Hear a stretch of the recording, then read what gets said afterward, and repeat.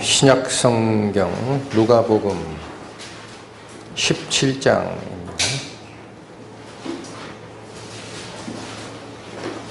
페이지로는 신약 125페이지 누가복음 17장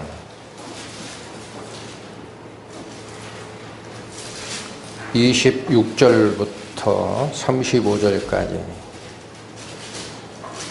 살피겠습니다.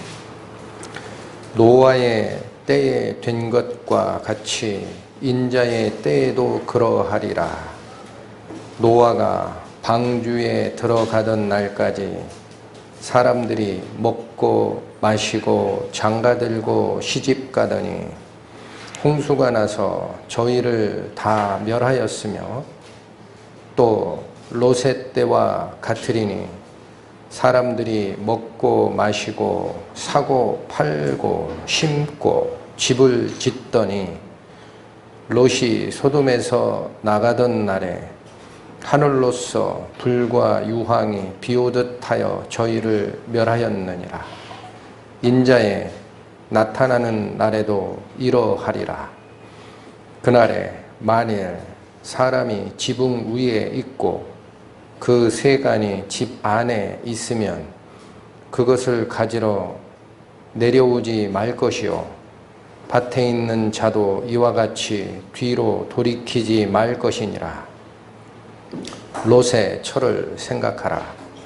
무릇 자기 목숨을 보존하고자 하는 자는 잃을 것이요, 잃는 자는 살리리라. 내가 너희에게 이르노니 그 밤에 두 남자가 한 자리에 누워 있음에 하나는 데려감을 당하고 하나는 버려둠을 당할 것이요, 두 여자가 함께 매를 갈고 있음에 하나는 데려감을 당하고 하나는 버려둠을 당할 것이니라. 기도하시겠습니다. 하나님 아버지의 은혜를 찬양합니다. 저희 중에 혹시라도 두 눈을 가지고 하나님을 쫓아가는 사람이 있습니까? 오늘 말씀하시고자 하는 온전히 한 눈만 가지고 하나님을 쫓으라 라는 그 가르침을 다시 한번 상고하고자 합니다. 저희 중에 마음이 나뉘었거나 세상과 하나님을 향하여 두 눈을 가지고 있는 사람이 있으면 이 작은 무리에게 다시 은혜를 허락하셔서 그 마음을 하나로 모아 주시고 눈을 돌려 오직 하나님의 그 은혜만을 바라볼 수 있도록 저희를 이끌어 주실 것을 간구합니다.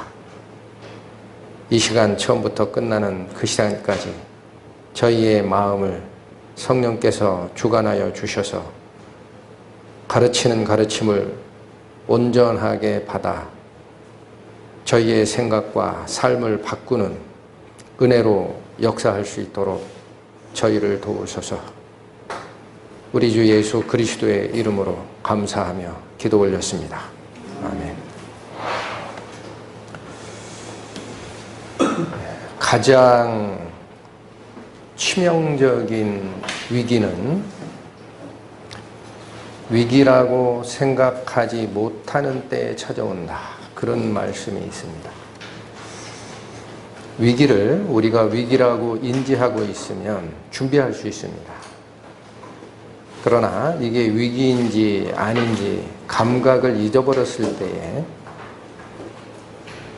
어떠한 일이 닥쳐오면 그건 정말 우리에게 치명적인 피할 수 없는 위기가 된다. 그런 말씀들을 하십니다. 오늘 읽어드린 본문 말씀도 26절에는 노아의 때 된 것과 같이 인자가 다시 오는 때도 그러할 것이다 말씀을 주셨고, 28절에 롯의 때와 같이 또한 예수 그리스도께서 다시 재림하는 그 시점에도 비슷한 사건이 발생할 것이다 라고 두 가지 사례를 제시를 하셨습니다. 노아의 때와 롯의 때라는 것은 무슨 의미를 가질까요? 노아의 때는 온 지구적 하나님의 심판이 있었던 때입니다. 또 롯의 때는 어떤 때입니까? 죄악이 관영하던 특정 성 소돔과 고모라 성을 심판하셨을 때입니다. 우리가 가지고 있는 성경의 기록을 통해 볼 때 앞으로 올 최후의 심판을 빼고는 이 땅에 하나님의 심판이 임했던 두 가지 사례를 다시 거명하고 계십니다. 그런데 이 중차대한 하나님의 심판의 때를 기억하라, 그렇게 말씀을 주시면서 이어지는 말씀들은 너무나 평범한 얘기를 합니다. 27절, 노아가 방주에 들어가던 날까지 사람들이 먹고 마시고 장가들고 시집가다가 죽었다라는 거예요. 28절 마찬가지입니다.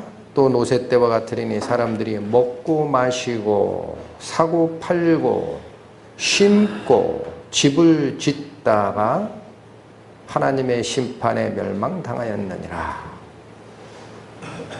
지구상에 임했던 두 가지 심판을 거명하시면서 예수님께서는 왜 이 일상적인 얘기를 하셨을까? 여기 거명하고 있는 먹는 것이 죄입니까? 아닙니다. 마시는 것이 죄인가요? 그렇지 않습니다. 육체를 가진 우리는 먹거나 마셔야 합니다. 시집가고 장가가는 것이 악한 것입니까? 그렇지 않습니다. 하나님께서 이 세상을 창조하시고 첫 번째 인간에게 명하신 것이 생육하고 번성하라라는 축복이었습니다. 시집가고 장가가는 것이 문제가 없습니다. 사고 팔고, 사람이 사회생활 하다 보면은 장사도 할 수 있고 상업에 종사할 수도 있습니다. 심고 농업에 종사할 수도 있고 집을 짓고 건축업에 종사할 수도 있습니다. 우리가 몸을 가지고 이 세상에 살면서 하는 이 일들을 왜 예수님께서는 당신이 다시 오실 때도 이와 같으리니 조심하라라는 사례로 거명을 하셨을까? 바로 가장 치명적인 위기는 우리가 위기라고 인식을 할 수 없을 때 찾아온다라는 그 격언, 그것을 예수님이 이 시점에서 다시 거명하시는 것이 아닌가, 저는 그렇게 받고 있습니다. 먹고 마시고 장가들고 시집가고 혹은 사고 팔고 심고 거두고 집을 짓고 하는 그런 일상생활이 자체가 죄가 될 수 없음에도 불구하고 예수님께서 이거를 경계하신 이유는 바로 그런 일에 내 마음이 뺏겼을 때 주님이 오신다라는 각성이 사라지는 것을 경계한 말씀이 아니냐. 예수님께서 두 번이나 거명하셨던 노아의 때와 롯의 때에 사람들이 했던 일들은 죄는 아니라고 했습니다. 성경적으로 그것이 죄이다 혹은 악한 일이다 라고 말씀하신 적은 없습니다. 그런데 이 모든 일의 특징은 무엇일까요? 먹고 마시고 장가들고 시집가고 사거나 팔고 심거나 집을 짓거나 하는 이 모든 일의 공통적 속성은 무엇일까? 땅의 일입니다. 땅의 일. 이것은 하늘의 일은 아닙니다. 문제는 여기에 있는 것 같습니다. 우리가 땅에 속한 몸을 가지고 있기 때문에 땅의 일을 벗어나서 살 수는 없어요. 그러나 그 땅의 일에 속해서 살다가 보면은 우리의 마음은 하늘의 일에서 멀어질 수 있다. 그걸 경계하신 말씀이 아닌가. 저는 그렇게 받고 있습니다. 자, 땅의 일이 자체로는 악하지 않습니다.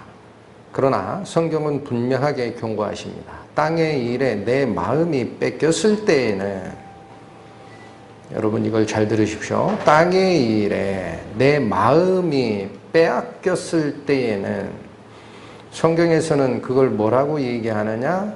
그리스도 십자가와 원수됐다라고 얘기를 합니다. 그리스도의 십자가는 우리를 어디로 이끌고 가는 길입니까? 하늘로 이끌고 가는 길입니다. 그분의 몸으로 열어놓으신 새롭고 산 길이 십자가의 길인데도 불구하고 땅의 일에 내 마음이 뺏긴 상태라면 그것은 십자가와 원수됐다. 찾아보겠습니다. 빌립보서 3장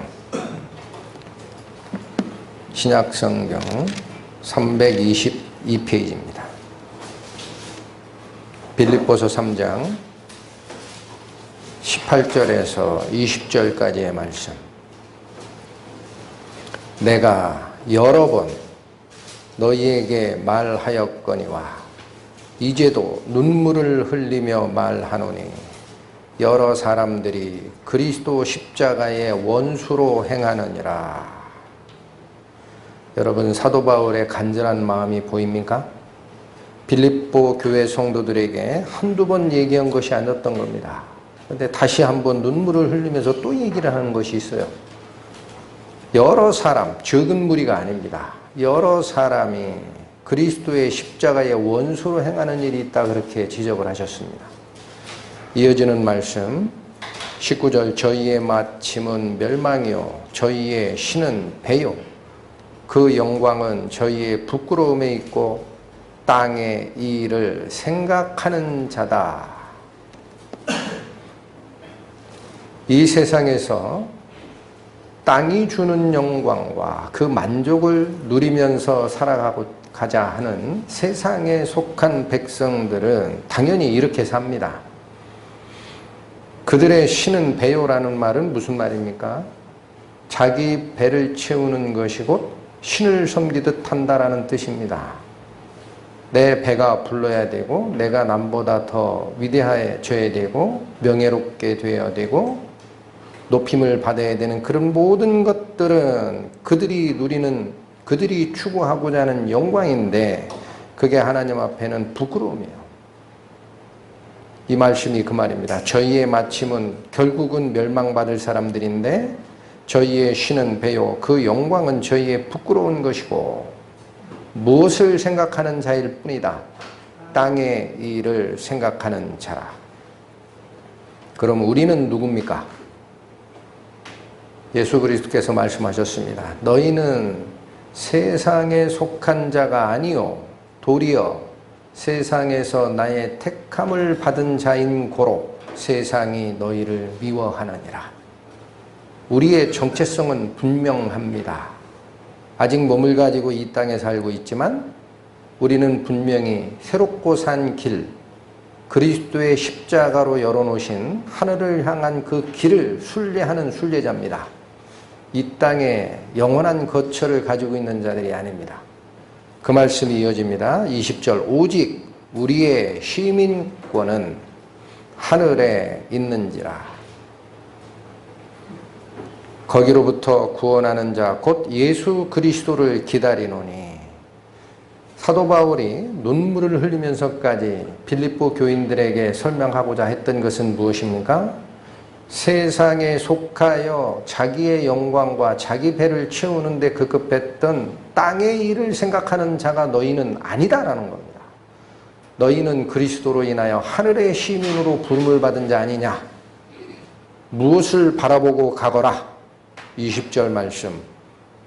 오직 우리의 시민권은 하늘에 있는지라 거기로서 구원하는 자 곧 주 예수 그리스도를 기다리는 자라. 그렇게 얘기했습니다. 기다리는 자라. 주의 재림을 기다리고 그분이 가져오실 구원의 완성을 바라보고 나의 남은 인생을 살겠습니다.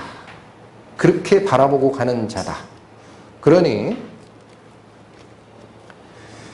오늘 본문의 말씀에서 두 번의 심판의 때에 사람들이 죄악이 아닌 것처럼 생각하는 육신을 유지하고 먹고 사는 일에 빠졌을 때 왜 그것이 그들에게 심판을 피할 수 없게 만드는 역할을 했느냐가 드러납니다. 그들은 땅의 일에 전념하고 있던 자들입니다. 마음이 땅의 일에 빼앗겼을 때에는 그것은 십자가의 원수가 되는 겁니다. 자, 그리고 마음이 땅의 일에 빼앗기면은 여러분 이 부분도 굉장히 조심스럽게 생각을 하셔야 됩니다. 내가 무엇을 추구하든지 간에 하나님이 손해보는 일은 없어요. 내 신앙이 좋아진다고 하나님이 득보는 게 아닙니다. 하나님은 그런 분이 아닙니다. 그러나 하나님은 무엇을 원하시는 겁니까? 너희가 땅의 일에 마음을 뺏기면 너를 이끌고 가고자 하는 하나님의 영적 가르침에 너희 눈은 빛을 잃게 된다는 거예요. 너희가 실족하게 된다. 그래서 성경은 또한 얘기합니다. 땅의 일에 마음을 뺏기면 하나님을 향한 마음은 어두워진다. 누가복음 21장 갑니다. 누가복음 21장 신약 134페이지 34절에서 36절의 말씀.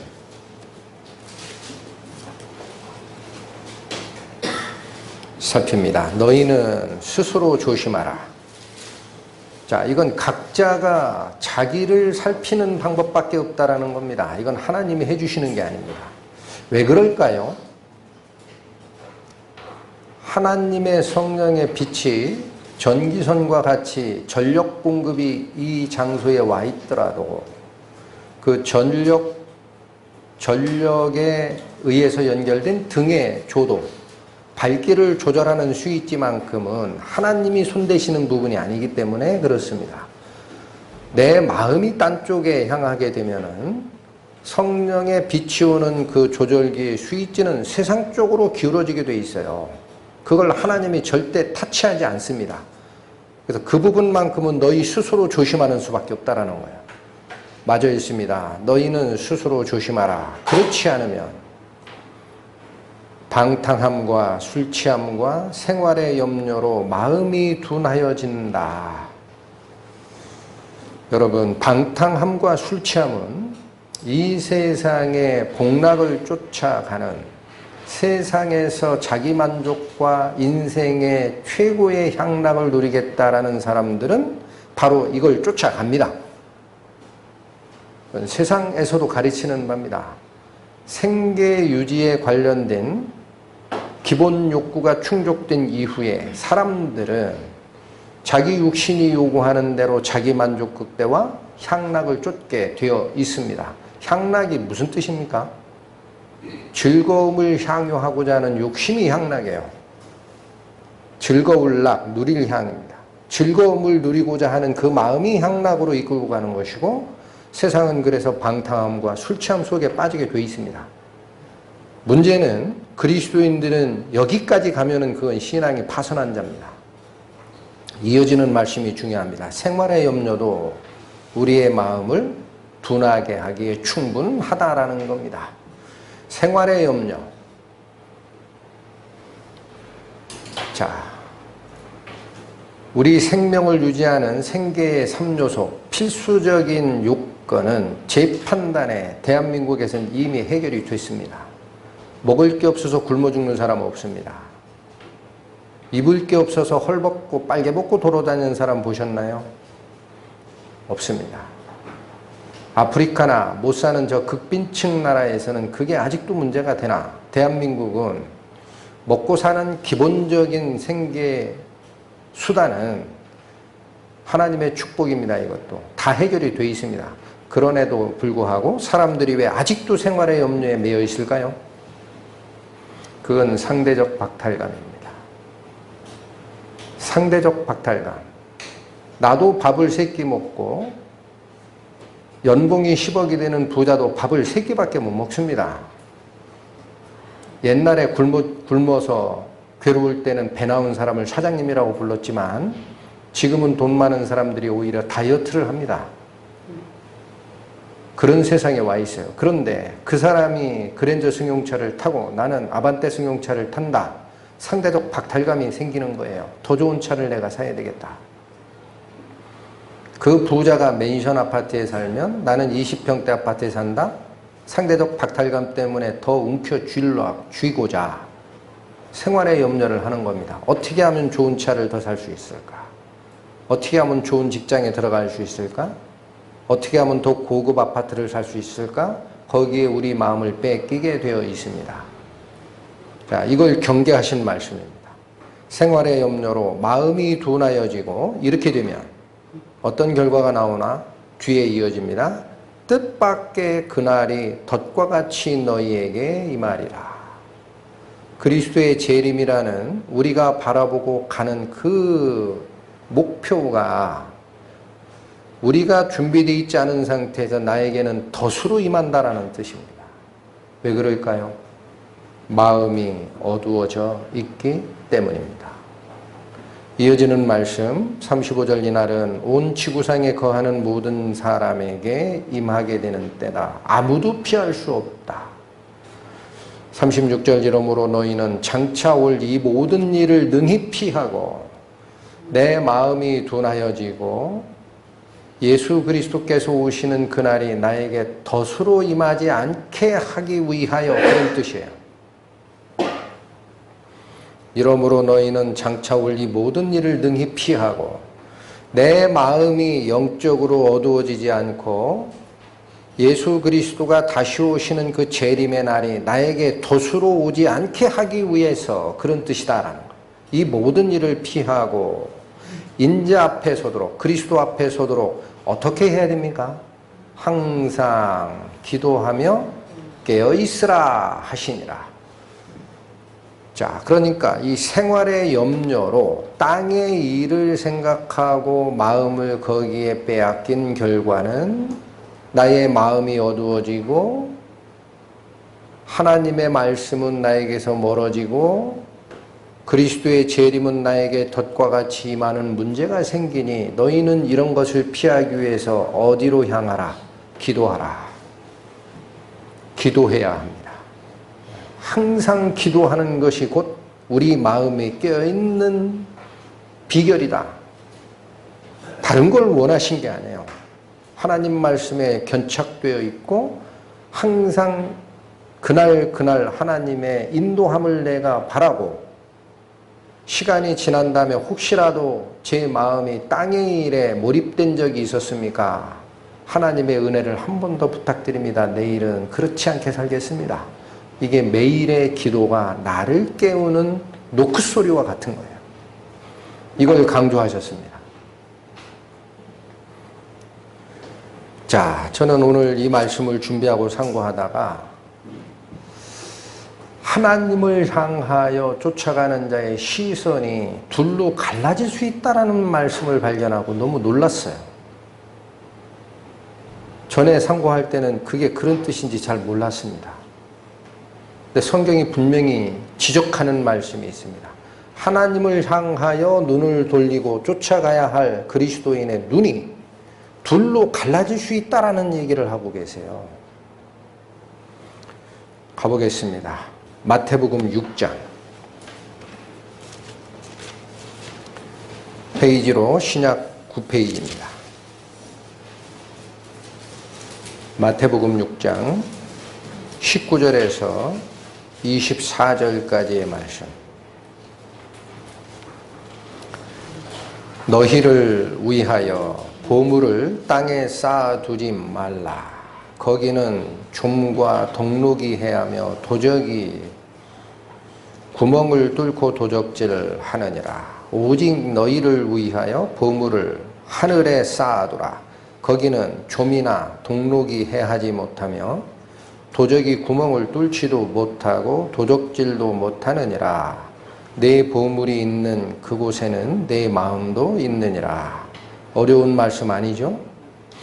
22, 23절 굉장히 문맥이 안 맞는 말씀이 여기 들어와 있어요. 눈은 몸의 등불이니 그러므로 내 눈이 성하면 온몸이 밝을 것이요 눈이 나쁘면 온몸이 어두울 것이니 그러므로 내게 있는 빛이 어두우면 그 어두움이 얼마나 심하겠느냐. 왜 갑자기 보물을 땅에 쌓아놓지 말고 하늘에 쌓아둬라. 거기에 내 마음도 같이 있는 거야. 그렇게 가르침을 주시다가 눈을 얘기하셨느냐. 근데 이어지는 말씀도 똑같습니다. 24절. 한 사람이 두 주인을 섬기지 못할 것이니 혹 이를 미워하며 저를 사랑하거나 혹 이를 중히 여기며 저를 경히 여김이라. 너희가 하나님과 재물을 겸하여 섬기지 못하느니라. 22절과 23절을 빼내도 문장의 흐름은 별로 문제가 없어 보여요. 그렇지 않습니까? 19절, 20절이 얘기하는 바는 땅의 보물에 눈을 돌리지 말고 너의 마음을 주지 마라. 하늘의 보물에 네 관심을 쏟으라. 그러시고 24절, 한 사람이 두 주인은 섬기지 못하니 하나님과 재물은 겸할 수 없다. 하나만 택하라. 그런 말씀이에요. 그런데 22, 23절은 왜 갑자기 눈 얘기를 하셨을까? 이게 영적 눈에 대한 말씀입니다. 22절에 눈은 몸의 등불이니 그러므로 내 눈이 성하면 온몸이 밝을 것이요. 성하다라는 단어를 이 문장이 22, 23절이 생뚱맞게 여기 들어와 있는 것 같다 해서 다시 한번 살폈습니다. 이게 무슨 뜻일까? 근데 우리말에 눈이 성하면이라는 이 성하면이라는 그 단어는 헬라어로 쫓아가 봤더니 하플로스라는 단어가 쓰였습니다. 하플로스. 뜻을 봤습니다. 첫 번째 뜻이 접히지 않으니라는 뜻이 나와요. 이 하플로스라는 뜻이 그렇습니다. 접히지 않은 하나의 라는 뜻입니다. 갑자기 이상해졌어요. 내 눈이 접히지 않고 하나이면 그런 뜻입니다. 이 성하다라는 표현이. 그 밑에 해설에 가보면 뭐라고 되어 있느냐. 초점이 하나인 눈을 가지면 그렇게 되어 있어요. 여러분, 접혔다라는 것은 무슨 얘기입니까? 종이를 한번 접어보십시오. 몇 겹이 됩니까? 두 겹이 됩니다. 눈이 접힌 눈을 가지고 있다는 것은 무슨 뜻일까요? 두 곳을 바라보고 있는 겹눈을 가진 자입니다. 겹눈. 이 의미가 너무나 깊게 왔어요. 아하, 내가 하나님을 쫓아간다라고 생각하고 그렇게 부름받은 성도인데 반드시 하나님을 향하여 들어야 될 그 눈이, 시선이 갈려진 것이 그게 접힌 눈이구나. 겹눈자구나. 겹눈. 눈을 두 개를 가지고 있는 자다. 근데 여기 뭐라고 얘기하신 거예요? 그러면 내 눈이 성하다라는 것은 접힌 눈을 갖지 않고 딱 하나의 눈만 가지고 있는 자면 그런 뜻이에요. 눈이 하나인데 두 쪽을 보면 사팔뜨기가 되는 겁니다. 이해하시겠습니까? 이 성경이 말하고자 하는 것은 바로 그거예요. 한 곳만 바라보는 눈이 온전한 눈이고 단일한 눈이고 겹눈쟁이가 아닌 눈이고 그 눈만이 온 몸을 밝히는 영적 깨달음을 가지게 된다는 뜻입니다. 그리하여 23절 뭐라고 합니까? 눈이 나쁘면 온 몸이 어두울 것이니 내가 바라보고 있는 시선이 두 군데를 바라볼 경우에 내가 세상의 일에도 좀 관심이 있지만 하나님의 일에도 내가 투자하는 게 있습니다. 매일 성경 상고합니다. 이렇게 자기 만족을 가졌을 수 있습니다. 우리 부족한 성도들은 오늘 그거 다 버리셔야 됩니다. 그게 두 겹눈을 가진 자입니다. 그러면 영적으로 어떻게 된다고 되어 있습니까? 이어지는 말씀이 눈이 나쁘면 온 몸이 어두울 것이니 그러므로 내게 있는 빛이 어두우면 그 어두움이 얼마나 심하겠느냐. 두 겹눈을 가진 자는 하나님의 말씀을 쫓아가는 영적 음성에 귀가 막히게 돼 있구나라는 거예요. 그러니까 이어지는 말씀이 뭐라고 얘기합니까? 24절. 한 사람이 두 주인을 섬기지 못하게 돼 있다라는 거예요. 한 사람이 두 주인을 섬기게 돼 있지 못하다. 구원받은 그리스도인들이 하늘나라의 복락을 향하여 눈을 들고 쫓아가는 자가 맞다면 마땅히 세상을 향한 눈은 거둬야 된다라는 뜻입니다. 자, 그러니까 오늘 본문에서 왜 딱 두 번밖에 없었습니다. 하나님의 이 세상에 대한 현재까지의 심판이 노아 홍수의 전 지구적 심판과 타락했던 한 도시 소돔과 고모라의 심판을 주실 때에 예수님께서 그들의 죄악상을 지적하시지 않고 먹고 마시고 장가들고 시집가고 사고 팔고 심고 집을 짓다가 망했다라고 얘기하실까? 별것도 아닌 얘기 같은데 핵심이 이제 드러납니까? 땅의 일에 몰두하고 살던 자에게는 그의 영적 눈이 멀었기 때문에 멸망이 오는지 안 오는지 알지 못하다가 같이 망했다라는 거예요. 그래서 하나님은 얘기하십니다. 그리스도인은 반드시 눈 하나만 가지라. 나를 향하는 눈 하나만 두라. 이사야 45장 갑니다. 구약성경 1022페이지입니다.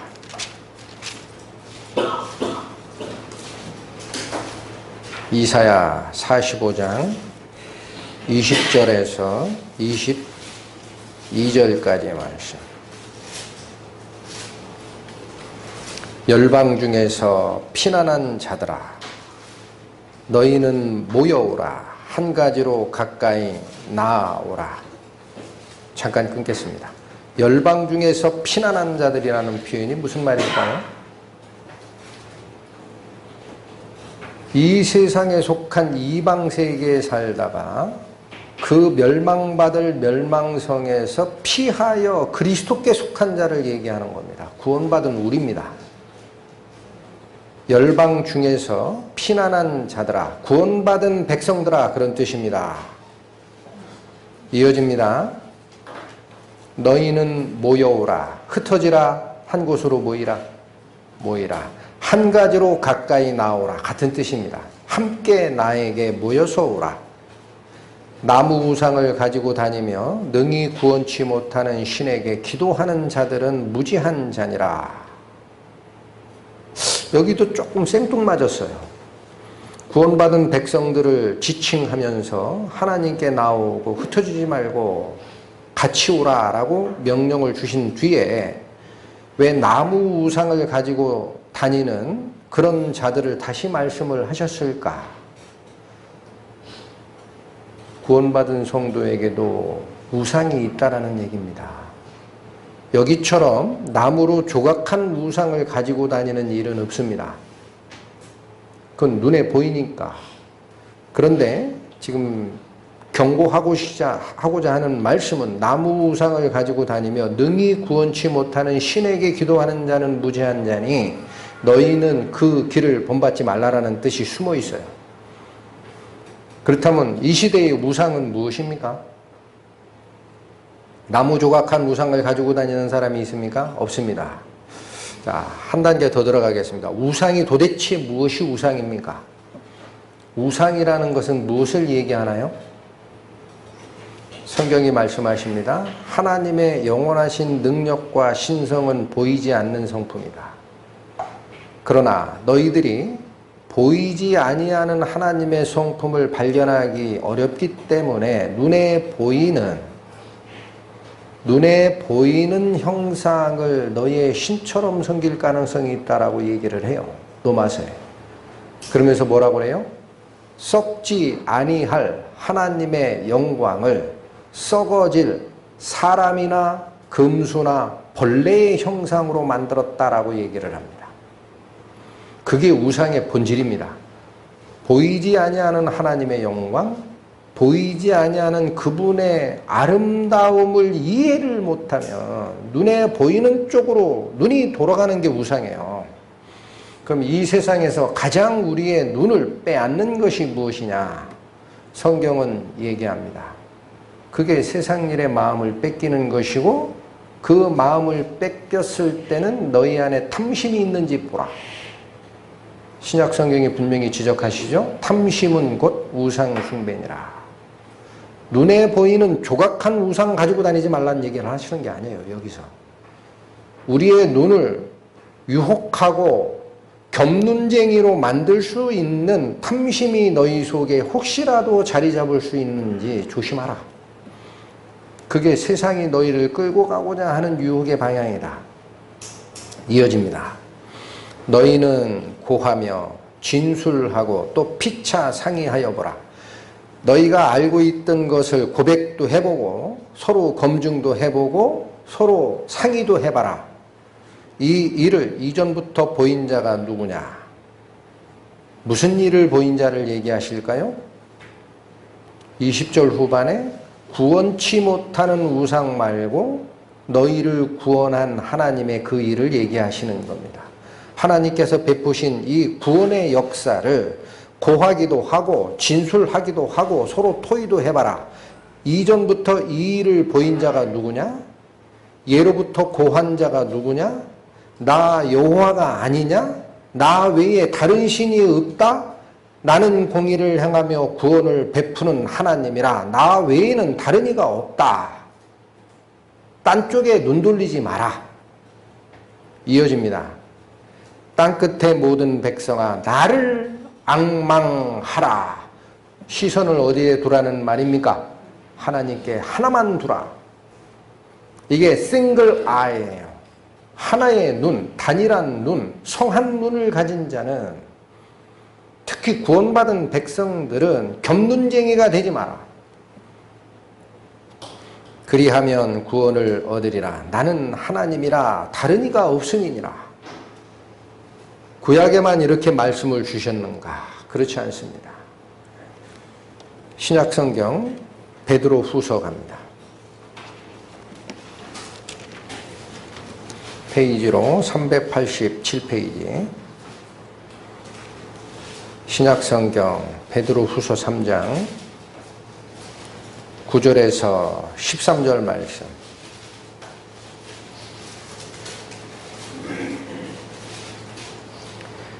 주의 약속은 무슨 약속일까요? 뒤에 보면 나옵니다. 예수 그리스도께서 우리를 구원해 주신 후에 다시 오마 하신 그 재림의 약속입니다.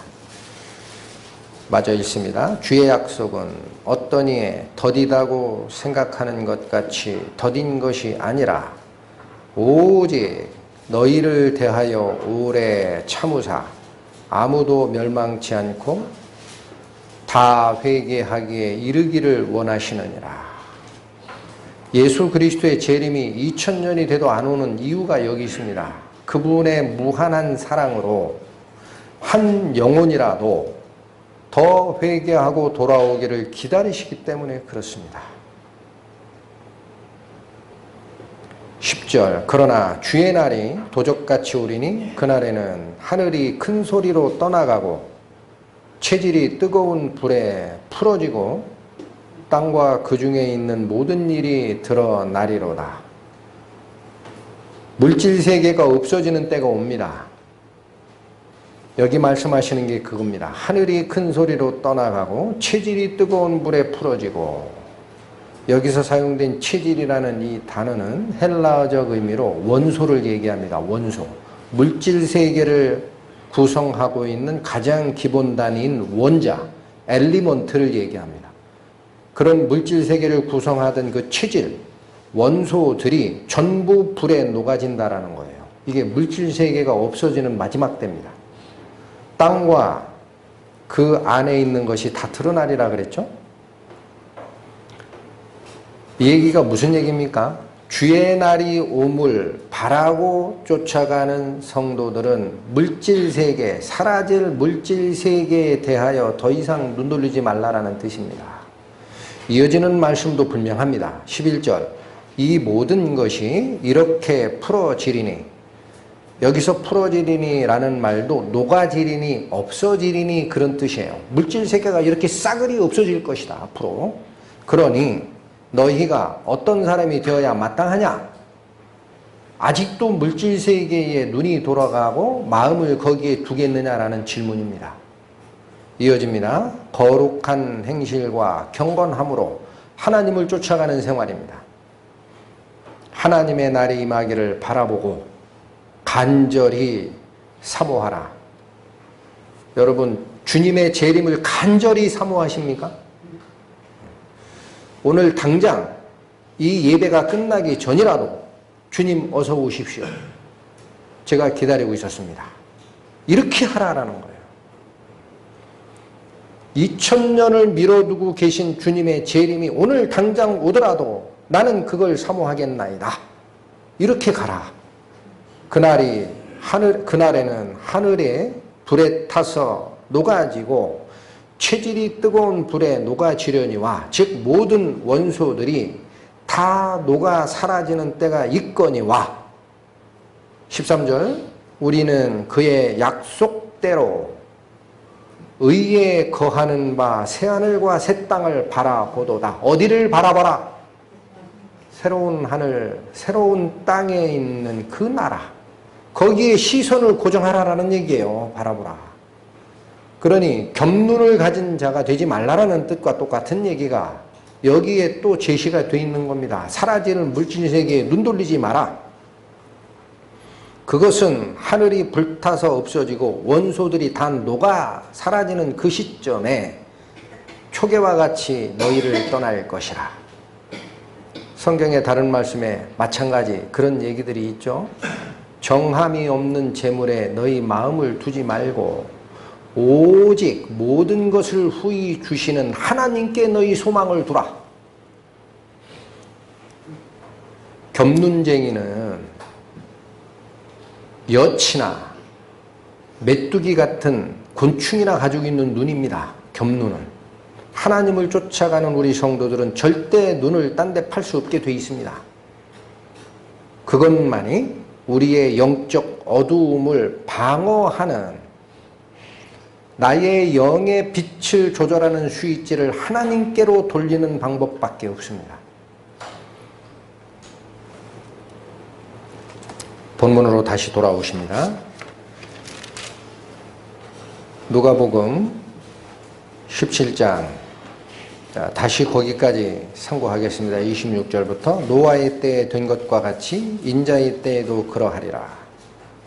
노아가 방주에 들어가던 날까지 사람들이 먹고 마시고 장가들고 시집가더니 홍수가 나서 저희를 다 멸하였으며, 또 롯의 때와 같으리니 사람이 먹고 마시고 사고 팔고 심고 집을 짓더니 롯이 소돔에서 나가던 날에 하늘로서 불과 유황이 비오듯하여 저희를 멸하였느니라. 인자에 나타나는 날에도 이러하리라. 31절 그날에 만일 사람이 지붕 위에 있고 그 세간이 집안에 있으면 그것을 가지러 내려오지 말 것이요 밭에 있는 자도 이와 같이 뒤로 돌이키지 말 것이니라. 이 말씀도 똑같은 것을 우리에게 교훈하고 있습니다. 그때가 되면 두 겸눈을 가지고 세상의 물질에 마음을 줬던 자는 세간살이에 마음이 가게 돼 있어요. 내 집 속에 저기 금덩어리 하나 보관한 게 있는데 5캐럿짜리 다이아몬드 반지는 가지고 가야지. 예금 통장 이거 불타면 큰일인데 집안의 세간살이를 가지러 내려가지 말라. 어디에 있던 자입니까? 이 사람은 지붕 위에 있던 자입니다. 지붕 위. 지붕 위가 어느 위치입니까? 하늘을 바라보는 위치입니다. 하늘을 바라보고 하나님의 재림을 기다리고 하나님께서 명하신 대로 세상에서 피한 너희들아 하나같이 너희는 모여서 나에게로만 오라. 그 명령을 쫓아가던 자들도 때가 이르면 잘못하면 세간살이의 마음을 뺏길 수 있어요. 가지러 내려갑니다. 그 짓 하다가 소금기둥 된 자가 노새초입니다. 그 짓 하다가. 이어지는 말씀도 똑같습니다. 밭에 있는 자도 이와 같이 뒤로 돌이키지 말 것이니라. 밭에 있는 자는 누굽니까? 일하고 있는 자죠. 성경이 얘기하는 밭에서 쟁기를 잡고 일하는 자는 하나님의 일을 하는 자로 표현이 됩니다. 여기도 똑같은 얘기입니다. 하나님의 일을 하고 있었던 자는 뒤로 돌이키지 말라라는 거예요. 그날이 오기를 간절히 사모하고 바라라. 간절히 사모했던 자가 왜 뒤를 봅니까? 다 털치고 가야지. 성경이 말합니다. 밭을 갈고 있는 자가 무슨 뜻일까요? 이것도 한번 찾아볼까요? 누가복음 9장.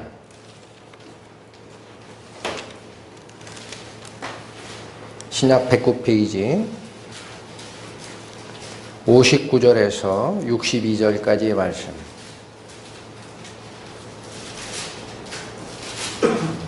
또 다른 사람에게 나를 좇으라 하시니. 자, 명령 나갑니다. 다른 거 쫓아가지 말고 그리스도를 쫓으라. 나를 쫓으라 하시니 그가 가로되 나로 먼저 가서 내 부친을 장사하게 허락하소서. 정당한 요청이죠. 아버지가 돌아가셨으면 장례는 치르고 예수님 쫓아가는 게 우리 생각 아니겠습니까? 급한 거예요. 세상에 속해서 해야 할 일들이 급한 게 있습니다. 그거 먼저 하고 예수님 따르겠습니다. 그렇게 얘기한 겁니다. 사람의 입장에서 특별히 문제될 것도 없어요. 그걸 허락을 요청을 했습니다. 예수님의 답변 나갑니다. 60절. 가라사대 죽은 자들로 자기의 죽은 자들을 장사하게 하고 너는 가서 무슨 일 하라고요? 하나님의 나라를 전파하라. 나를 좇으라라는 명령을 쫓는 자, 하나님의 백성으로 부름을 받은 자, 열방에서 피난한 자들아 너희는 한 가지로 모여 나에게 나오라. 그 명령을 받드는 자는 세상 일이 아무리 급해도 우선 순서 먼저 이것을 하는 게 아니에요. 이자가 요청한 게 뭡니까? 나로 먼저 뭐를 하게 하라? 내 부친을 장사하게 허락하소서. 먼저가 중요합니다. 먼저. 그러나 예수님의 답변은 그게 아니다라는 거예요. 그 일은 죽은 자들이 하는 땅의 일에 속한 거니 너는 도리어 뭐를 하라? 하나님의 나라를 전파하는 것에 마음을 두라.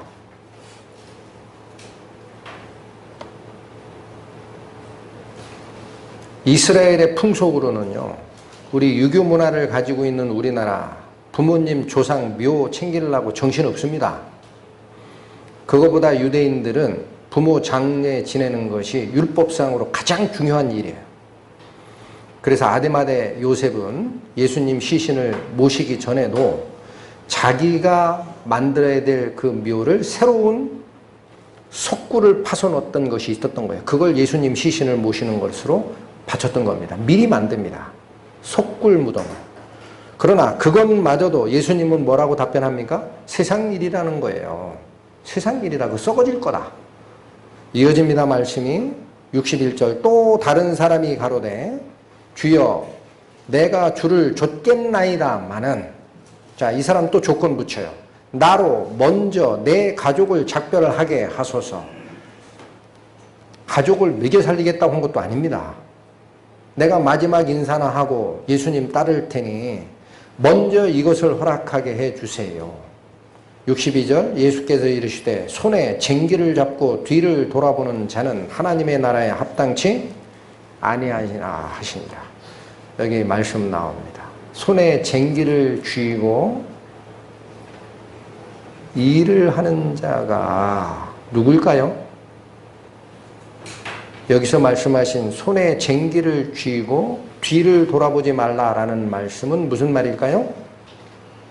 하나님의 일을 하다가 뒤를 돌아보는 자가 있을까? 그거 합당치 않은 자세다라는 거예요. 그러니 오늘 본문에서 얘기했던 지붕 위에 있는 자는 세간살이를 찾으러 집 밑으로 내려가지 말고 밭에 있는 자도 이와 같이 뒤로 돌이키지 말지니라. 뜻이 분명합니다. 겸눈을 요구하지를 않습니다. 하나님은. 그 마음은 간악한 마음이고 하나님이 받지 아니하는 마음이에요. 양쪽을 다 바라보겠다? 성경이 선언하셨죠. 하인이 두 주인을 섬길 수 없으니 혹 이를 중히 여기고 저를 미워하거나 혹 이를 미워하고 저를 중히 여김이라. 너희가 하나님과 재물을 겸하여 섬길 수 없느니라. 그 말씀 바로 앞에 끼워넣었던 문맥적으로 조금 이상하다라고 생각했던 것이 뭐예요? 너희의 눈은 마음의 등불이라 그랬어요. 눈이 어두우면 온몸이 어둡고 눈이 성하면 온몸이 밝을 것이니 그 성하면의 단어의 뜻이 뭐라고 설명드렸습니까? 겸눈을 갖지 않는 자, 눈이 하나만 가지고 있는 자, 초점을 하나만 가지고 있는 자, 그런 뜻이라 그랬어요. 헬라어의 뜻이. 오늘 이 시간 이후로 겸눈쟁이가 되지 말라라는 그 가르침 놓치지 마시기 바랍니다. 본문으로 돌아옵니다.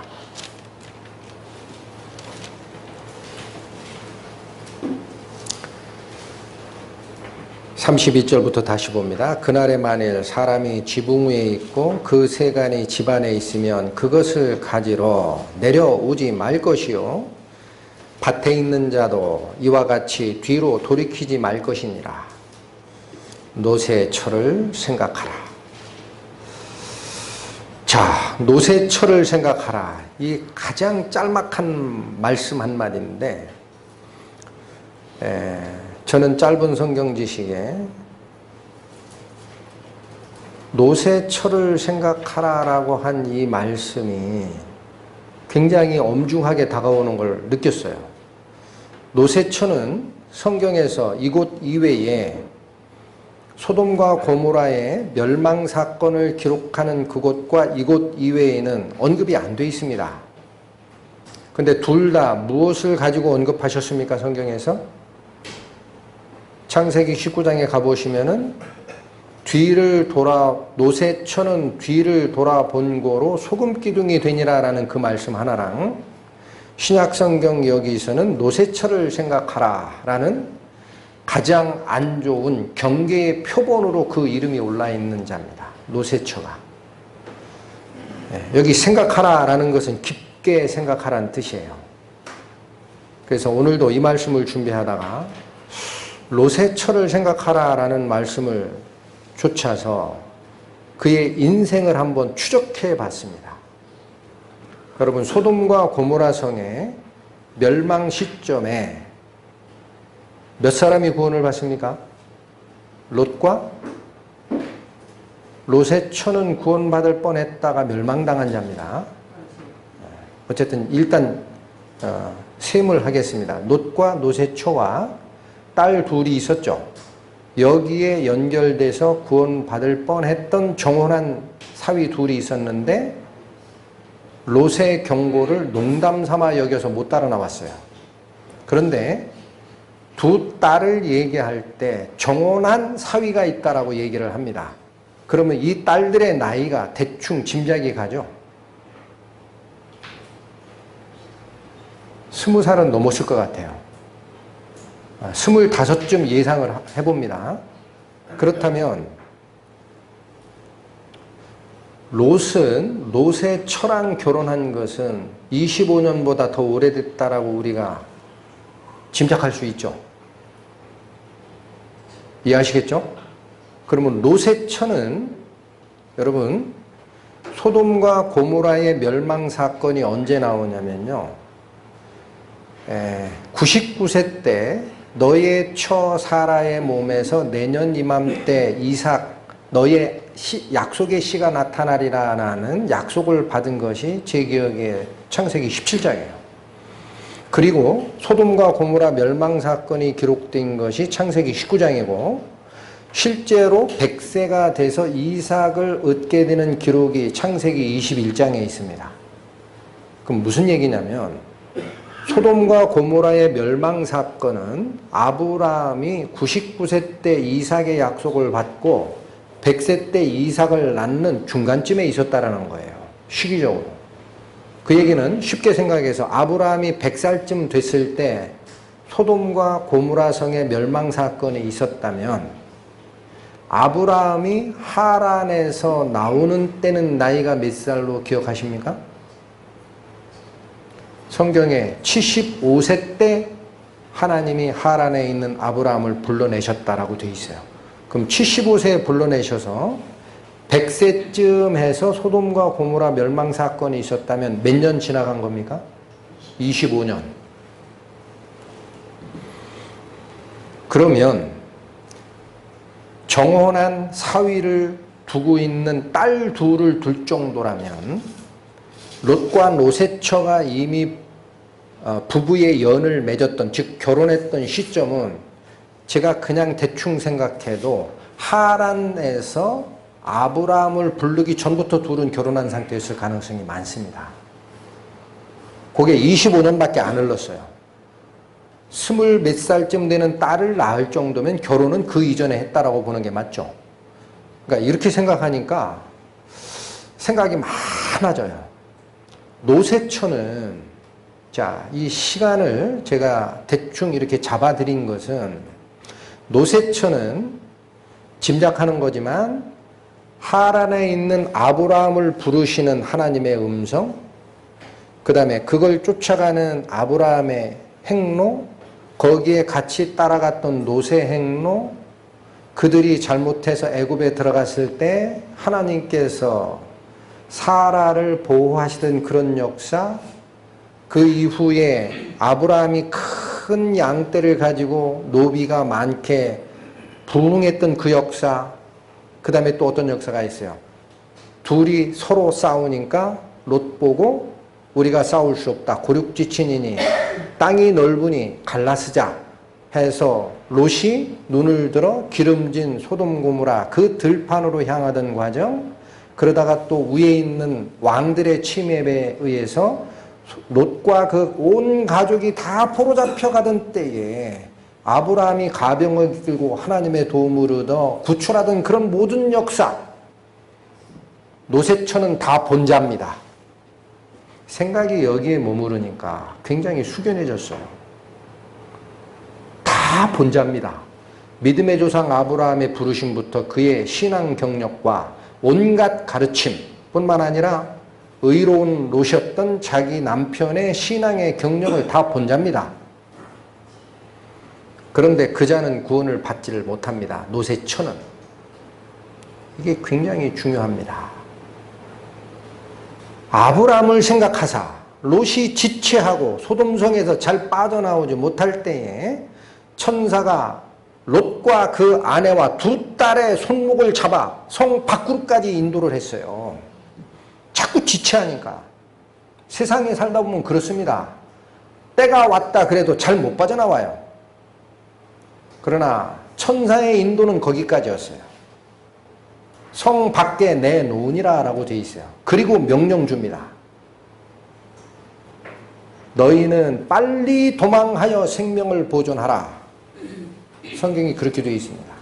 너희는 빨리 도망하여 생명을 보존하라. 뒤로 돌아보지 말고 들에 머물지도 말라. 두 가지 경고를 덧붙였어요. 그 경고를 어긴 자가 바로 롯의 처입니다. 롯은 뒤를 돌아본 고로 소금 기둥이 되니라. 구원받지 못한 자입니다. 구원의 문턱에서 자기 욕심을 쫓다가 멸망된 자입니다. 이게 무슨 가르침이 있을까요? 노세처를 생각하라. 자, 믿음의 조상 아브라함의 모든 행로를 다 같이 했고 의인인 자기 남편 롯과도 같이 살면서 자랐던 그 노세처지만 그들의 신앙이 노세처하고는 생명의 관계가 있었어요? 없었어요? 없었습니다. 한 입을 덮고 살던 사람 20몇 년, 30년 가까이 살았어도 마지막 순간 하나님이 나의 백성아 나오라 할 때 정녕 그 속에 성령의 음성을 느끼지 못했던 노세처는 멸망으로 가는 겁니다. 굉장히 중요한 사건입니다. 가르침이 없었겠습니까? 노세처가? 지식적으로 다 받은 자입니다. 눈으로 본 자요, 경험한 자요, 하나님의 능력을 친히 본 자입니다. 그러나 그 마음에는 성령의 음성을 잡을 수 있는 생명의 끈이 없었던 자예요. 부부관계만 그런 게 적용이 되나요? 요즘 모태신앙 얘기를 많이 합니다. 우리 어머니 아버지가 태중에서 이미 하나님을 영접한 자고 나는 모태에서 태중의 택함을 받은 자예요. 그렇게 얘기하는 예정론적 신앙 굉장히 위험합니다. 성경은 그런 얘기를 하는 적이 없어요. 부부관계라도 부자지간이라도 아무 관계가 없다 그래요. 성경에서는. 찾아보겠습니다. 에스겔서 18장 1176페이지입니다.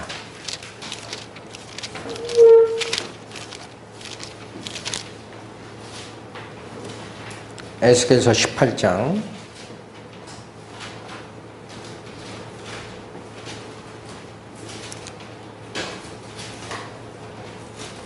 2절 3절 말씀.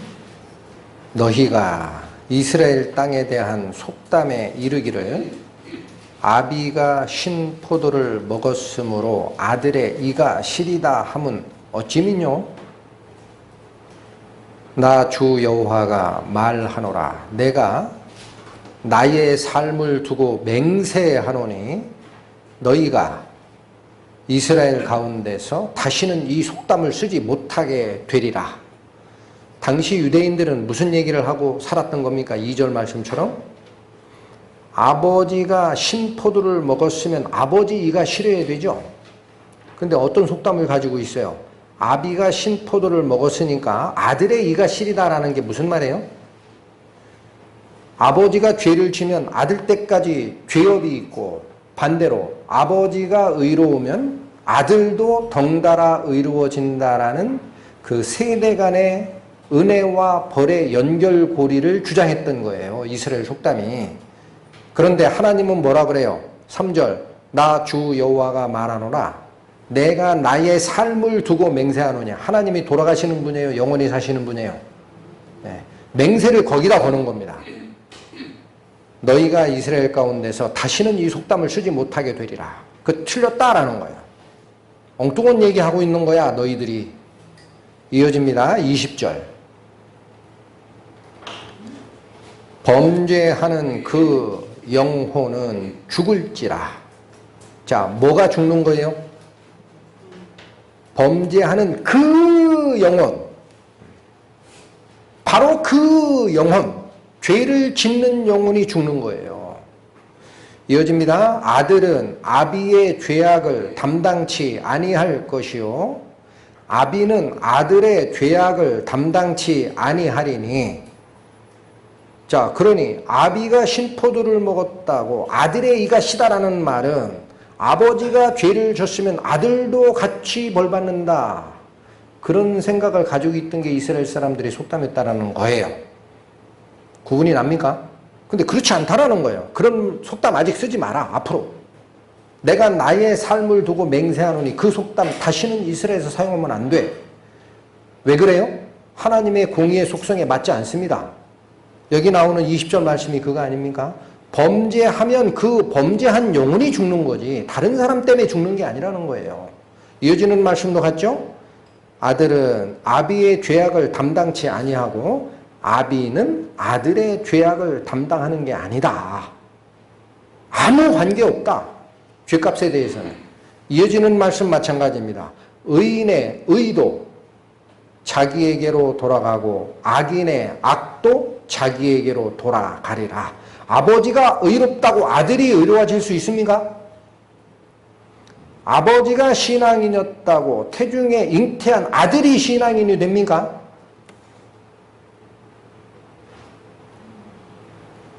그런데 그렇게 가르치잖아요. 모태신앙의 생각이 굉장히 위험한 겁니다. 성경에 맞지 않습니다. 하나님이 뭘 두고 이걸 맹세를 하셨어요? 나의 삶을 두고 맹세하노니 앞으로 이스라엘에서 그런 속담 쓰지 마라. 너희가 하나님을 이상한 하나님으로 지금 받들고 있는 거야. 그런 거 없어. 그런 얘기예요. 30절 말씀 봅니다. 32절 말씀 봅니다. 나 주 여호와가 말하노라. 죽는 자의 죽는 것을 내가 기뻐하지 아니하노니 저희는 스스로 돌이키고 살지니라. 여러분, 하나님의 직권적 구원의 능력을 강조하다가 예정론 중에 성경에 맞지 않는 예정론을 자꾸 만들었다라는 말씀을 전에 한번 드린 적이 있어요. 그게 이중예정설입니다. 이중예정이라는 말은 무슨 뜻입니까? 하나님께서 죄 중에 있는 백성 중 자기 자식이 될 백성을 미리 예정했다. 요거 말고 하나님께서 그러므로 지옥 갈 백성도 미리 정했다라는 것이 둘 다를 예정했다. 그걸 이중예정설이라고 합니다. 그렇다면 하나님이 자기 직권으로 벌받을 자와 구원할 자를 다 정한 거죠. 그럼 여기 이 말씀은 무슨 말입니까? 나 주 여호와가 말하노라. 죽는 자의 죽는 것. 이게 뭐예요? 죄 져서 죽는 사람이죠. 근데 하나님이 이걸 원합니까? 내가 기뻐하지 아니하노니. 하나님께서는 멸망으로 가는 그 자들을 멸망받기를 원하는 분이 아닙니다. 절대. 그거 기뻐하지 않는다. 그러면 어떻게 하라는 얘기냐? 너희는 스스로 돌이키고 살라. 하나님이 지옥 갈 사람 다 정했으면 어떻게 스스로 돌이킵니까? 여기 하나님 명령이 어떻게 나왔습니까? 너희는 스스로 돌이키고 살라. 회개하라. 그래야 생명이 너에게 갈 수 있다. 근데 어디 이중예정설이 맞다라고 얘기를 해요. 어불성설이고 하나님을 이상한 하나님으로 만드는 가르침입니다. 어떻게 지옥 갈 자를 예정했습니까? 예정해놓고 어떻게 네 스스로 돌이키라 그래요. 그러면 산다는 얘기죠. 여기 그렇게 되어 있습니다. 너희는 스스로 돌이키고 살지니라. 하나님이 다 지옥 가게 만들어놨는데 어떻게 살아요? 그 말이 틀렸다라는 거예요. 볼 것도 없는 얘기 아니겠습니까? 저는 지금 말씀드리고 싶은 것은 이 얘기입니다.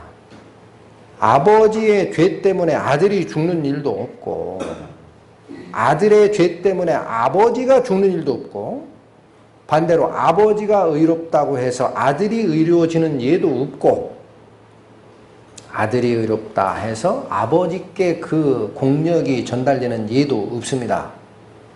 오직 무엇 때문에 죽고 사는 거예요? 각자 스스로의 죄 때문에 죽고 사는 것이 하나님의 법이다. 그러니 너희는 살고 싶으면 어떻게 하라는 얘기예요? 네 스스로 하나님이 자유를 줬어요. 돌이키라, 회개하라. 회개하는 자에게 하나님은 선물을 무조건 주시는 거예요. 합당한 회개이면. 자, 이 말씀이 오늘 왜 이렇게 엄중하느냐? 롯의 철을 생각하라. 20평생 또는 30평생 얼마가 될지 모르나 자기 남편 롯의 신앙 경력과 자기 남편의 외삼촌 아브라함의 신앙 경력과 하나님의 가르침과 그의 능력을 다 본 자이지만 마지막 순간에 그 구출의 명령을 받아들일 영의 음성이 이 사람에게는 없었습니다. 그러니까 끝날에는 어떻게 돼요? 한 분은 구원을 받고 한 사람은 지옥 가는 거예요.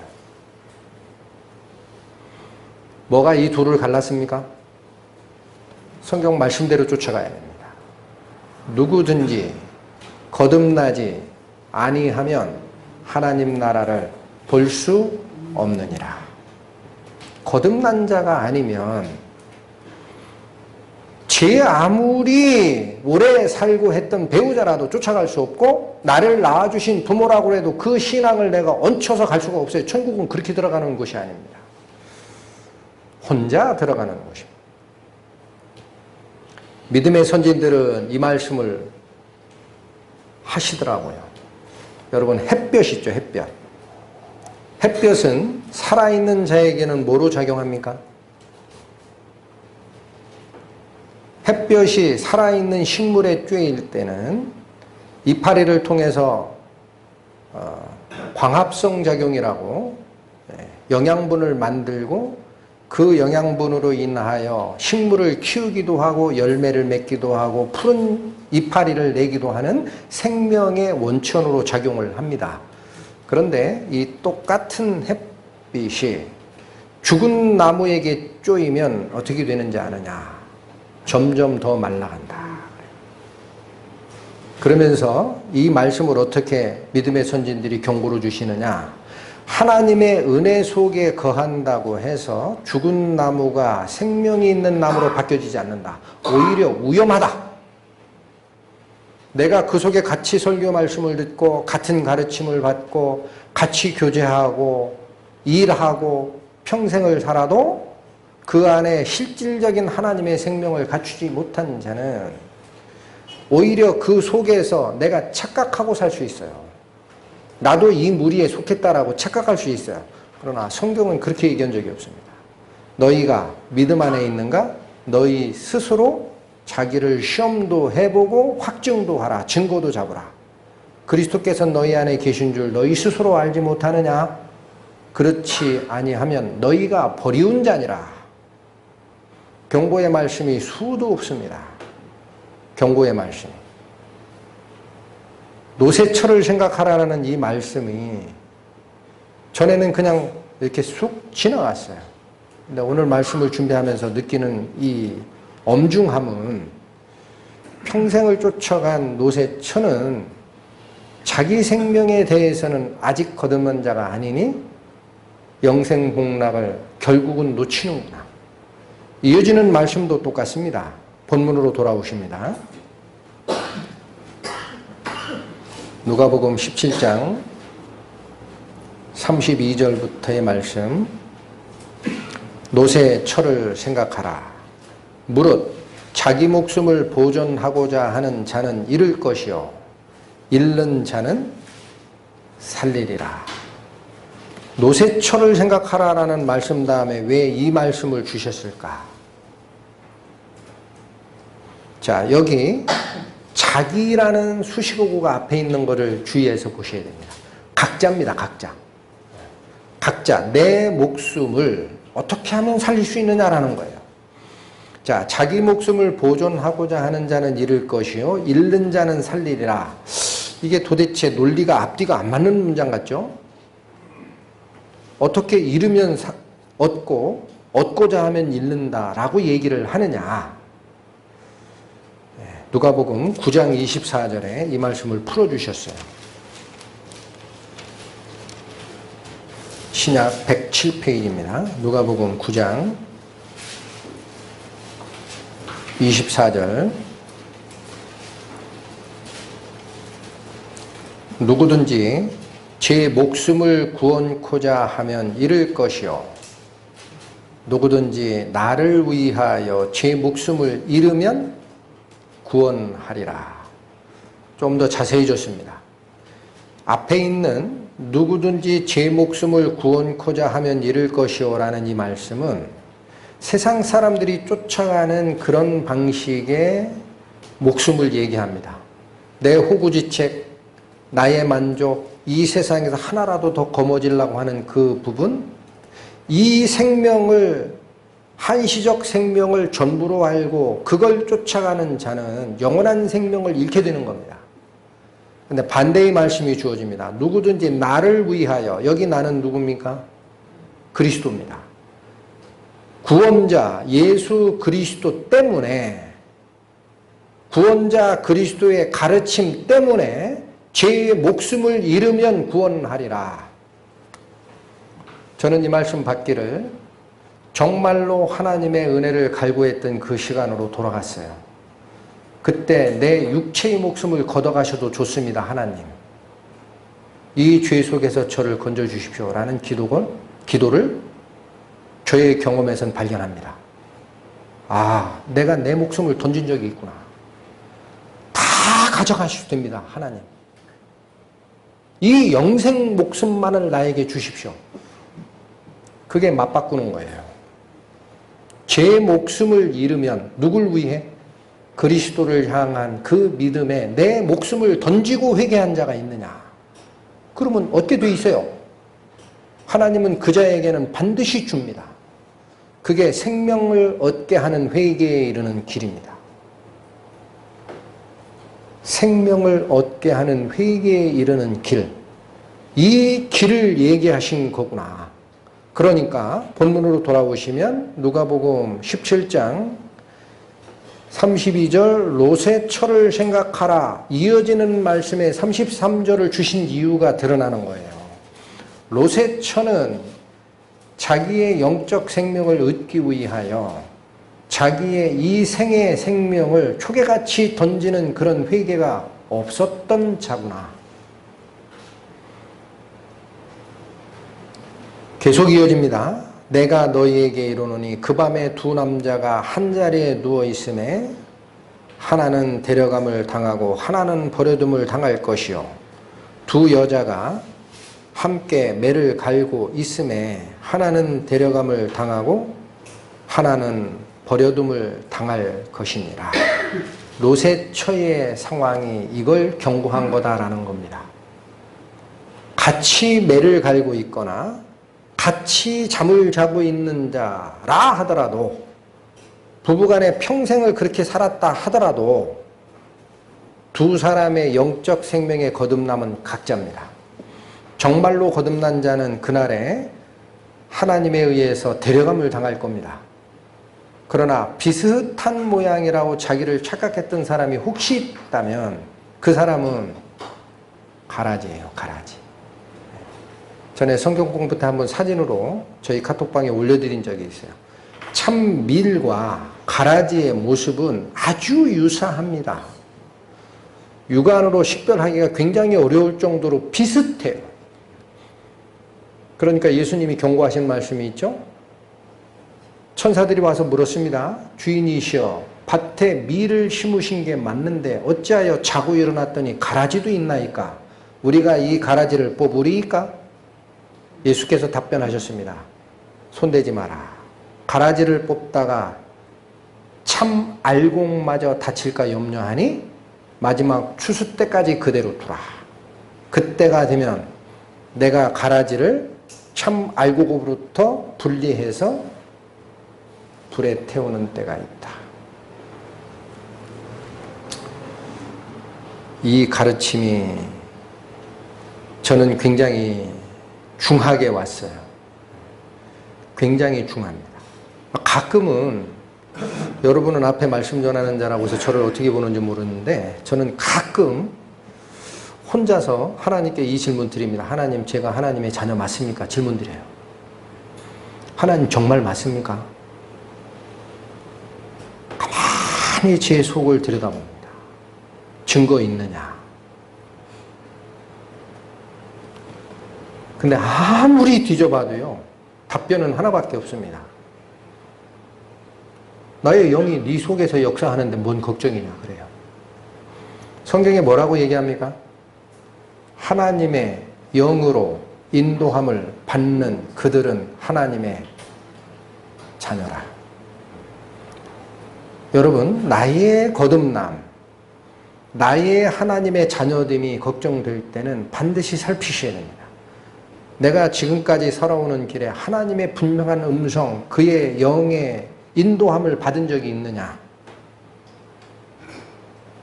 그게 증거입니다. 그게 내 속에 계신 그리스도의 증거고, 그 증거를 받은 자는 여기서 있죠. 제가 지금 이 말씀을 드린 이유가 있어요. 내가 시간이 날 때 말씀 전하는 자지만 하나님, 제가 정말 하나님의 자녀로 거듭난 자가 맞습니까? 라는 질문 드린다 그랬죠. 지성적인 논리에서 퀘스천 마크, 질문을 던지는 거예요. 여기서 생각할 땐 맞는데 이게 맞습니까? 그리고 증거는 어디서 잡습니까? 여기서 잡습니다. 질문은 여기서 나갑니다. 제가 하나님께 거듭난 자가 맞습니까? 성경 말씀에 보면 하나님의 선지자 노릇한 자도 막판에 예수 그리스도께 내가 너를 도무지 알지 못하니 불법을 행하는 자라 나에서 떠나라 하리라, 그 명령이 있습니다. 저는 구원받은 자 맞습니까? 질문이 여기서 나가는데 증거는 여기서 드러납니다. 이건 다 알아요. 그 얘기 같으면 뭐하러 질문합니까? 여러분, 제가 구원의 논리를 이해 못하는 말씀 전하는 자로 보이신 건 아니죠? 저도 알아요. 다 알아요. 그 구조. 100시간을 설명할 수 있어요. 그리스도가 이렇게 우리를 구원하셨다. 그러나 정말 제가 구원받았습니까? 질문을 던지고 증거는 여기서 받습니다. 있다. 내가 아무리 부인하려고 해도 증거가 있다. 그걸 잡으셔야 됩니다. 하나님이 그걸 얘기하신 거니까. 그래서 마지막 때를 당해 저희는 지금 두 가지 가르침을 받았어요. 겹눈질 하지 마라. 하나님의 가르침을 따르고 그리스도의 재림을 마음에 깊이 사모하는 우리는 눈을 한 군데만 둬야 됩니다. 겹눈쟁이 하지 마라. 마음을 뺏기지 마라. 또 하나는 노새 초와 같은 자가 있을까? 너희 중에도 검증하고 두려워하라. 그때에 둘이 같은 자리에 남자가 누워있으나 하나는 데려감을 당하고 하나는 버려둠을 당할 것이요. 둘이 여자가 매를 갈고 있으나 하나는 데려감을 당하고 하나는 버려둠을 당할 수 있다. 그 말씀이 노새철을 생각하라 라는 문장 밑에 있습니다.